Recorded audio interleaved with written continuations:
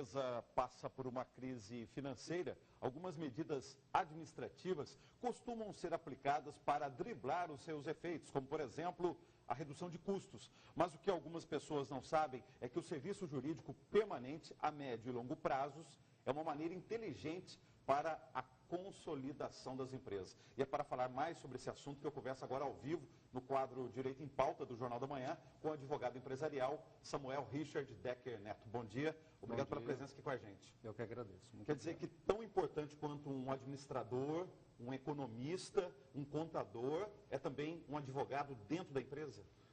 Sim, é necessária a advocacia permanente, né? Ela pode se dar tanto interna como de forma externa. Na maioria das vezes se contrata. Né? Agora, para agir de que maneira? Por exemplo, vamos imaginar, a empresa está reduzindo custos, está enfrentando uma crise. Qual seria o papel, a ação do advogado dentro da empresa? Bom, o advogado ele deve fazer um checklist de todas as questões que envolvem aquela empresa e, ao fazer esse checklist, ele levanta as informações para que daí ele possa dar a orientação à empresa de qual o melhor caminho, de como fazer aquilo, né? Então, ele pode agir, na verdade, ele deve agir de maneira preventiva. Ou seja, para que a empresa, ao tomar essas medidas para redução de custos, vamos imaginar uma situação aí, demissões, Sim. Ela não sofra ações judiciais, ela haja preventivamente, quer dizer, daí a importância desse profissional da advocacia dentro da empresa. Sim, as demissões, elas podem ser planejadas, elas podem ser... ter uma orientação de tal forma que a empresa fará as demissões, mas com uma redução do risco de uma demanda trabalhista. Ou mesmo que venha a ter a demanda trabalhista, a empresa já vai ter de antemão como se dará aquele processo. Outra situação também, às vezes tem que pagar fornecedores, não tem o recurso disponível, aí negocia-se com esse fornecedor. Daí a importância do advogado também estar presente. Sim, o advogado ele pode ser usado como uma ferramenta de negociação.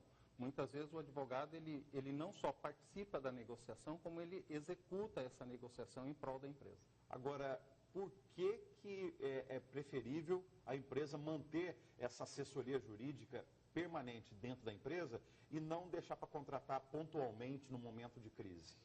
Olha, é interessante essa pergunta, né? 76% das médias grandes, das pequenas empresas, médias e pequenas empresas, não possuem assessoria.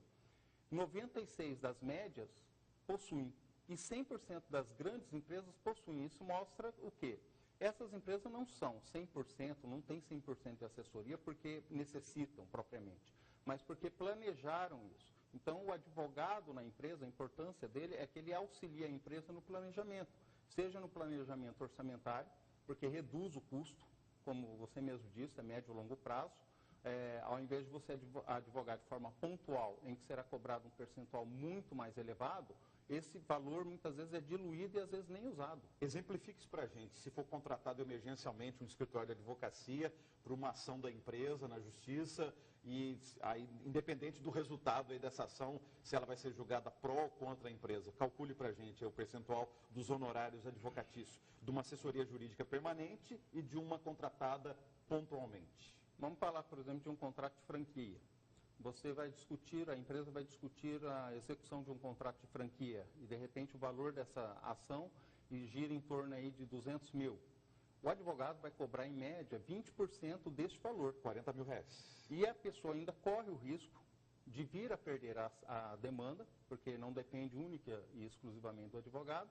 E se perder essa demanda, ainda terá o risco de condenação da sucumbência, que pode chegar hoje até 20% do valor da causa. Mais 40 mil reais, 80 mil dos 200 mil. Exato. Quase metade do valor. Quase metade do valor. E se fosse uma assessoria jurídica permanente? Via de regra, é estabelecido um valor fixo, em que a empresa e o escritório de advocacia, ou mesmo o advogado, negociam, e se estabelece esse valor fixo, independente da demanda, e quando há uma ação judicial, porque nós estamos falando do contencioso, via de regra, a advocacia empresarial permanente, ela há uma redução muito acentuada desse percentual cobrado em cima da ação. E aí ainda tem a questão dos acordos que essa assessoria jurídica permite à empresa, melhor do que uma ação judicial, que é uma loteria, pode ser pró ou contra a empresa. Sim, o advogado ele tem que atuar de maneira preventiva, a evitar o máximo as demandas, auxiliando a empresa na tomada de decisões, na negociação dos contratos, na redução dos riscos que as relações que a empresa possui, seja interna ou mesmo fora dela, né? Interna, por exemplo, questões trabalhistas, de segurança do trabalho e todos esses valores. Dependendo do porte e do negócio da empresa, há situações em que são contratados 2 escritórios de advocacia, por exemplo, um para fazer cobrança junto a clientes e o outro para defender a empresa de possíveis ações judiciais. Isso que nós estamos falando aqui na entrevista desse trabalho até preventivo, administrativo. É possível isso, ter 2 escritórios de advocacia contratados? É possível e muito comum. É muito comum isso. Às vezes a empresa, ela contrata, ela divide a atuação jurídica, né? Então ela contrata, às vezes, um advogado, um escritório para atuar nas questões societárias, por exemplo, e contrata um escritório apenas para questões trabalhistas. Um gestor, o dono da empresa, um administrador, diretor, para ele tomar uma decisão, é recomendável também ele consultar o advogado, às vezes, decisões corriqueiras do dia a dia da empresa? Deve, né? A orientação que damos é que deve, porque todo ato, ele muitas vezes vai gerar mudança ou alteração de um determinado direito. Contratos, por exemplo, é muito comum uma pequena empresa fazer um contrato, por exemplo, de publicidade com uma empresa de São Paulo, em que ela vai pagar um determinado valor e ela não percebe que ali naquele contrato o foro de discussão é São Paulo. E muitas vezes vai ter problema na execução desse contrato e na hora de buscar o direito, ela vai ter um empecilho, que é contratar um advogado em São Paulo e ter o deslocamento até São Paulo. Sobre isso, há uma situação real que o senhor citou aí. O contratante pode exigir que o foro seja Cuiabá, por exemplo, ao invés de São Paulo? Pode negociar a questão do foro, não só do foro, como de outras cláusulas. E isso até detalhes do contrato mesmo, daí a importância dessa assessoria jurídica permanente? Sim. Os detalhes que envolvem a prestação do serviço que está sendo contratada, toda ela pode ser negociada com o contratante e entre o contratante e o contratado. Eu pergunto isso porque aí não é só caso só de empresas, é para qualquer um dos cidadãos. Muitas vezes o contrato chega pronto e você apenas tem que ler o contrato e assinar o contrato. Quer dizer, nem sempre. Quando você assina o contrato, você pode mudar cláusulas desse contrato. Você acaba de dizer isso aí. Pode, é possível negociar, mesmo nos contratos que chamamos contratos por adesão.